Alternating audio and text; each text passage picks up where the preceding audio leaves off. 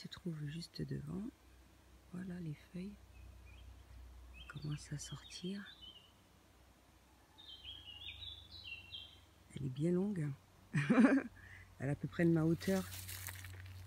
J'en ai vu des plus longues encore. Et les feuilles, vraiment velues.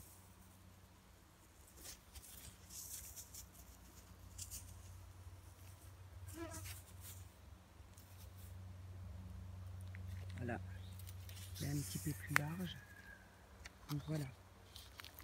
Alors, le bouillon blanc est traditionnellement utilisé depuis longtemps comme remède pour les affections respiratoires, laryngite, trachéite, toux sèche, bronchite, asthme bronchique.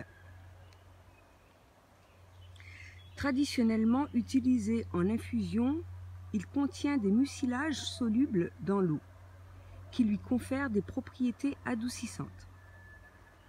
Anti-inflammatoire et expectorante, on utilisera donc pour les affections citées plus haut, mais également pour les inflammations des muqueuses digestives.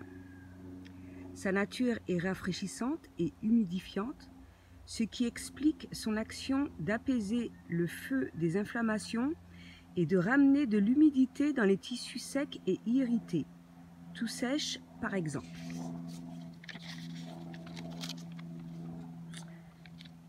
Et bien sûr la suite dans quelques secondes. Alors, on peut utiliser aussi bien les feuilles que les fleurs. Le bouillon blanc était une plante bisannuelle, on récoltera les feuilles pendant les premières années, les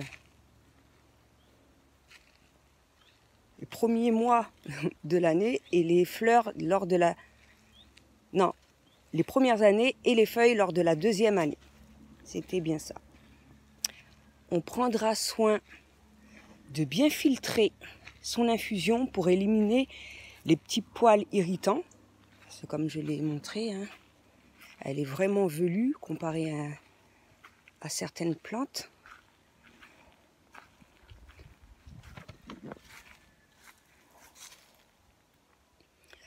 La hampe florale, dépourvue de ses fleurs, est également utilisée au Moyen-Âge comme torche. On l'enduisait alors de pois, d'où le surnom de cierge de Notre-Dame à la plante. Les feuilles étaient aussi utilisées pour faire des mèches de lampe à huile, mises dans les chaussures pour aider à les isoler. On a également utilisé ces feuilles comme substitut de tabac. Dans certains folklores locaux, on lui prête la réputation de faire fuir les mauvais esprits.